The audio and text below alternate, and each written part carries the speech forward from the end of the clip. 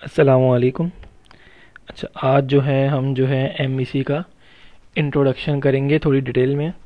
इससे पहले वाली वीडियो में क्या था, कोर डॉट नेट और कोर का जो हमने इंट्रोडक्शन किया था और कोर और एमवीसी में फ़र्क देखा था। ठीक है, तो आज क्या करेंगे हम, एमवीसी का जो है कंप्लीट इंट्रोडक्शन। एमवीसी है क्या, मॉडल व्यू कंट्रोलर, और ये जो है आजकल वाइडली यूज़ हो रहा है वेब एप्लीकेशन डेवलपमेंट के लिए। क्यों? क्योंकि इसमें जो है आसान है और हमें जो है बिल्ट इन टेम्पलेट मिलते हैं काफ़ी जो कि रिस्पॉन्सिव होते हैं। और दूसरी बात, ये एमईसी पे जो एप्लीकेशन बनती हैं वो मॉड्यूलर बेस बनती है, यानी कि हर चीज़ का एक अलग मॉड्यूल होता है। उससे क्या होता है, हमें टेस्टिंग करना भी हमारे लिए आसान रहता है, क्योंकि हम मॉड्यूल वाइज टेस्टिंग करते रहते हैं और वो क्या कहते हैं, एक तरीके से क्लियर होती रहती हैं सारी चीज़ें। ठीक है, खैर अब मैं जो है एक फ़ाइल क्रिएट करता हूँ, फाइल न्यू प्रोजेक्ट। तो दो ऑप्शन आ रहे हैं, डॉट नेट कोर और डॉट नेट वेब एप्लीकेशन। मैंने ये सेलेक्ट करी और यहाँ पे जो नाम देना चाहें आप दे सकते हैं। यहाँ पे आप लोकेशन देंगे कि कहाँ पे जो है आपका प्रोग्राम सेव होगा, और ओके। इसको आप चेंज भी कर सकते हैं अपने हिसाब से। ओके कर दिया।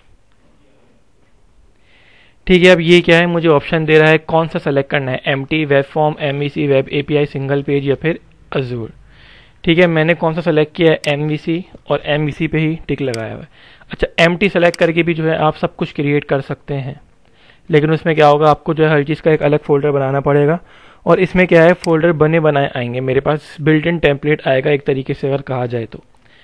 अब ये क्या ऑप्शन है, चेंज ऑथेंटिकेशन का, किस पे चेक लगा हुआ है, नो ऑथेंटिकेशन। अगर मैं इस पे लगा दूं इंडिविजुअल यूज़र अकाउंट, तो इसमें क्या होगा, इसमें जो है जो मेरा एमवीसी की एप्लीकेशन बनेगी उसमें जो है मुझे लॉगिन और रजिस्टर का भी टेम्पलेट बना बनाया मिलेगा। ठीक है, और ये किस लिए, अगर आपके पास जो है किसी कंपनी का अकाउंट है और ये आपकी अपनी विंडोज़ ऑथेंटिकेशन का अकाउंट। खैर मैंने जो है नो ऑथेंटिकेशन पे एक टिक रहने दिया। इसमें क्या होगा, मुझे लॉगिन और रजिस्टर का पेज जो है मुझे खुद ही बनाना पड़ेगा। ठीक है, और ओके कर दिया, और यहाँ भी मैंने ओके कर दिया।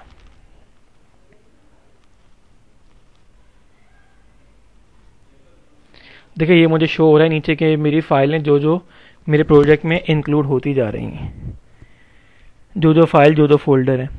अब ये मेरा जो है एक फाइल स्ट्रक्चर देख रहे हैं राइट साइड पे, ये मेरी जो है एप्लीकेशन बन गई, कौन सी, एमवीसी। इसके फाइल स्ट्रक्चर में देखा जाए तो ये सारे फोल्डर बाय डिफ़ॉल्ट आते हैं। कौन कौन से, ऐप डाटा है, app start, content, controller, font, model और स्क्रिप्ट और व्यूज़। ऐप डाटा क्या है, इसके अंदर जो है अगर आप कोई एक्स्ट्रा क्लासेस बनाएंगे या आपने जो है कोई दूसरा डेटाबेस रखना है, एक्स्ट्रा डेटाबेस रखना है, डाटा रखना है, तो वो आप इस फोल्डर के अंदर ईजिली रख सकते हैं। ठीक है, इसके बाद देखा जाए ऐप स्टार्ट, इसके अंदर कितनी है, 3 फाइल आ रही है, बंडल कॉन्फ़िग, फिल्टर कॉन्फ़िग और रूट कॉन्फ़िग। ऐप स्टार्ट से मुराद क्या है, जब आपकी एप्लीकेशन रन होगी तो रिक्वेस्ट जो है पहले कौन सा वाला कंट्रोलर चलेगा, कौन सा वाला हिट होगा।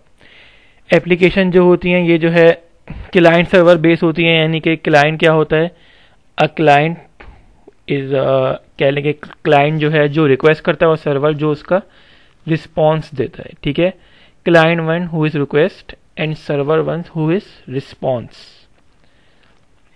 फिर ऐप स्टार्ट के अंदर क्या है, ये चीज़ आएंगी कि मेरा जो है कौन सा वाला मेथड शो कराना है और क्लाइंट ने जो है किस कंट्रोलर पे अटैक किया है या किस कंट्रोलर पे रिक्वेस्ट करी है।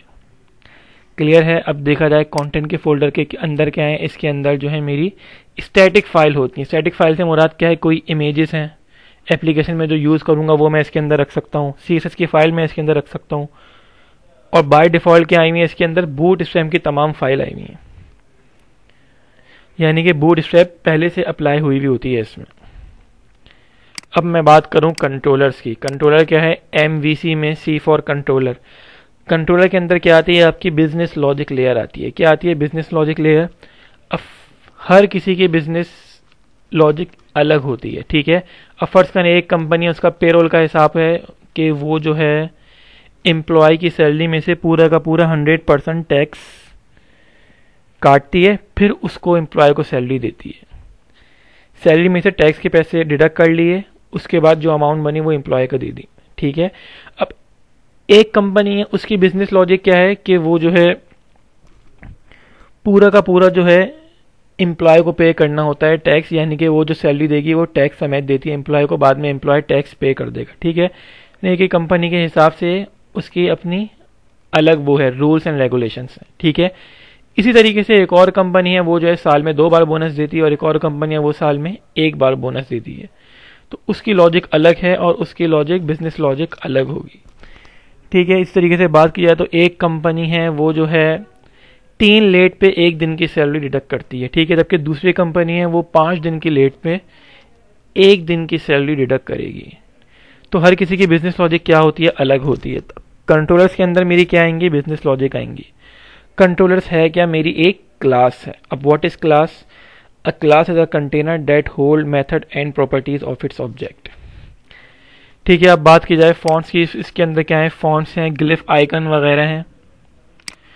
और अब बात की जाए मॉडल्स। मॉडल्स क्या है, मेरी डेटाबेस लेयर है, यानी कि मेरा डेटाबेस का रेप्लिका है। जैसा मेरा डेटाबेस के अंदर टेबल होंगे वैसे ही इस मॉडल का स्ट्रक्चर होगा। मॉडल भी देख लेंगे हम आगे जाके। इसके बाद स्क्रिप्ट के फोल्डर के अंदर क्या है, इसके अंदर जो है सारी बूट स्ट्रैप की और जे क्यूरी की स्क्रिप्ट्स। ठीक है, जो बाय डिफॉल्ट इस स्क्रिप्ट के फोल्डर के अंदर आ रही होती हैं अगर मैं MVC सेलेक्ट करूं तो। क्लियर है, जितनी भी जे क्यूरी की फाइल हैं वो सारी यहाँ पे पहले से ऐड हुई हुई होती हैं। उसके बाद है व्यूज का फोल्डर। अच्छा, व्यूज क्या होता है, यूजर इंटरफेस, जो चीज़ यूजर को जो है नजर आएगी वेब एप्लीकेशन में। अच्छा, जिस नाम का कंट्रोलर होता है, देखिए कंट्रोलर क्या नाम क्या है, होम कंट्रोलर बाय डिफॉल्ट आ रहा है। तो होम का, व्यूज के अंदर भी होम का फोल्डर बना हुआ है। ठीक है, इसको मैंने और एक्सप्लोर किया तो फर्दर मजीद इसके अंदर 2 और .cs HTML की फाइलें बनी हुई हैं, अबाउट, कॉन्टैक्ट और इंडेक्स। ठीक है, मैं यहाँ पे रुकता हूँ, मैं यहाँ पे जो है इस फाइल को, एप्लीकेशन को रन करता हूँ। गूगल क्रोम पे चलेगी, आप चेंज करना चाहें तो आप जो है ड्रॉप डाउन मेन्यू इस पर क्लिक करके आप चेंज कर सकते हैं जिस ब्राउज़र पे आप रन करना चाहें। यहाँ पे सारे शो हो रहे होते हैं जो जो आपकी मशीन में इंस्टॉल होते हैं।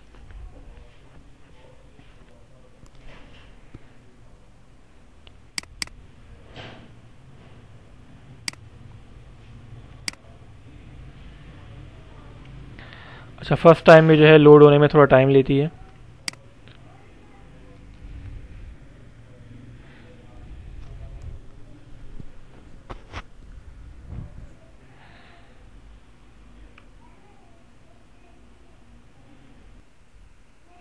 तो ये जो है आपकी एप्लीकेशन ओपन हो गई। बाय डिफ़ॉल्ट कितने पेज आ रहे हैं, 3 पेज आ रहे हैं। ये होम का पेज है, एक अबाउट और एक कॉन्टैक्ट। ठीक है, होम में जो है देखें कुछ चीज़ें बूट स्ट्रैप अप्लाई हुई है प्रॉपर तरीके से। ये क्या है, मेरा क्लास जो है जंप बटन यूज़ हुई हुई है। ठीक है, जंप बटन क्लास के अंदर जो है एक हेडिंग H1 का टैग है और एक P का टैग है और इसके अंदर एक बटन लिया हुआ है। ठीक है, उसके बाद क्या है, डिफ क्लास इक्वल्स टू रॉ, यानी कि एक क्लास ली हुई है रॉ की, एक ही रॉ के अंदर 3 कॉलम है। ठीक है, ये सारी बूट स्ट्रैप की क्लासेस यूज हुई हुई हैं। चेक करें ये रिस्पॉन्सिव है, इसको रिसाइज करके देखें। ये जो है मेरा प्रॉपर वेब पेज क्या है, रिस्पॉन्सिव है। तो बाय डिफॉल्ट MVC मुझे ये 3 पेज प्रोवाइड कर रहा होता है होम, अबाउट, कॉन्टैक्ट के। ठीक है, अगर इसका URL देखा जाए तो URL कैसा है, होम पे क्लिक किया, अबाउट, कॉन्टैक्ट। ठीक है, इसका URL देखें तो ये क्या बता रहा होता है, कंट्रोलर और ये एक्शन रिजल्ट। एक्शन रिजल्ट क्या है इसको हम देख लेंगे नेक्स्ट वीडियो में जब हम कंट्रोलर कर रहे होंगे।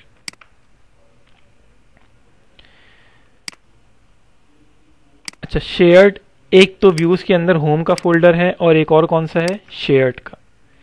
शेयर्ड के अंदर कौन सी फाइलें आती हैं, जो मुझे जो है ग्लोबल यूज करनी होती हैं अपनी एप्लीकेशन के अंदर। ठीक है, तो ये जो है इसका थोड़ा बहुत इंट्रोडक्शन था MVC का और इसके फाइल स्ट्रक्चर के किस पर्पस के लिए कौन सी फाइल या कौन से फोल्डर यूज होते हैं।